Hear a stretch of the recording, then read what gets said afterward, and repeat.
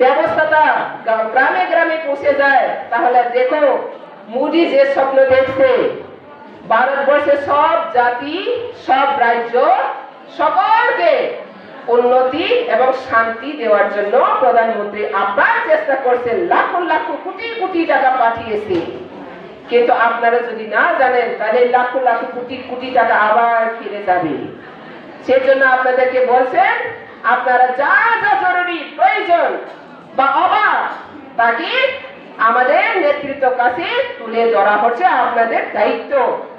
সমস্যার সম্মুখীন হতে হবে রাজনৈতিক চ্যালেঞ্জে। যদি আপনারা সাংগঠনিকভাবে ঐক্য থাকে তাহলে কোন পার্টি আপনাদেরকে শুতেও পারবে না। মনে রাখো, যে কোনো পার্টি হোক আপনাদেরকে বই দেখাবে, কমিউনিস্ট হোক, তীব্রামতা হোক, যে কোনো পার্টি হোক, কংগ্রেস হোক, কিন্তু আপনারা কখনো বিভ্রান্ত হবে না। মোদি নামে, বিপ্লব জিয়ার নামে নানা রকমের আপনাদেরকে কুৎসা রচনা করবে, কিন্তু তাদের এই চক্রান্ততে আপনারা কেউ চক্রান্ততে লিপ্ত হবে না।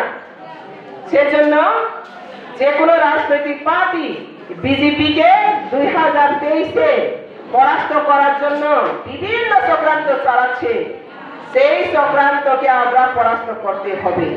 শুধু আমরা সাংগঠনিকভাবে যোগাযোগ সব সময় আমাদের মধ্যে সহযোগিতা এবং যোগাযোগ রেখে আমরা 2023-এ যে বিধানসভা নির্বাচন আছে সেখানে মোকাবিলা করে আমাদের সরকার আবার প্রতিষ্ঠা করবে এবং সরকার প্রতিষ্ঠা করার পর আমরা আরো ত্রিপুরাকে সুন্দর এবং শক্তিশালী করে তুলবে।